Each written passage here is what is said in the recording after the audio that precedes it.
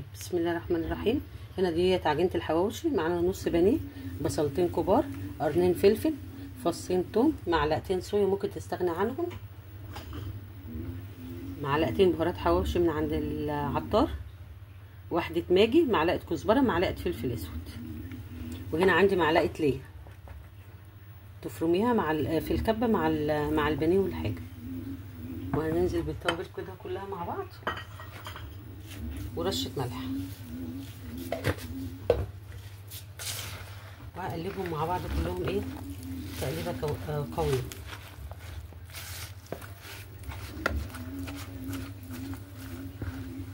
بسم الله الرحمن الرحيم. اهي الخلطه اهي بعد ما اتلفت مع بعضيها.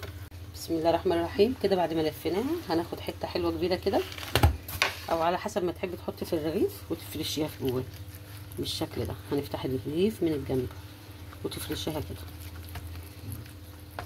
في الوقت ده تبقي مجهزه الجريل يسخن عشان نحمره عليه، او الطاسه بالشكل ده. بسم الله.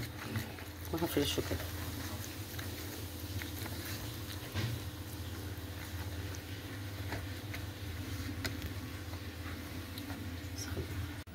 هحط حبه زيت كده مش كتير.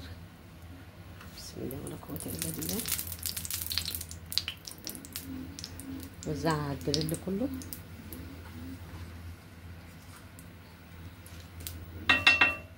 ما عندكيش الجريل اشتغلي على الطاسه. بسم الله الرحمن الرحيم.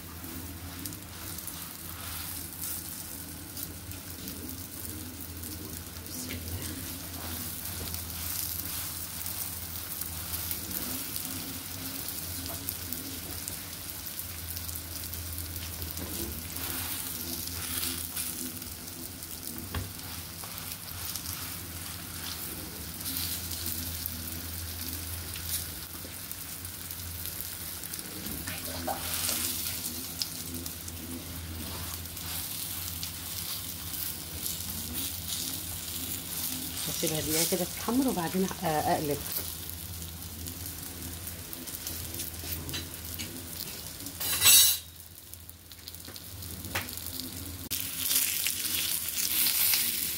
بسم الله.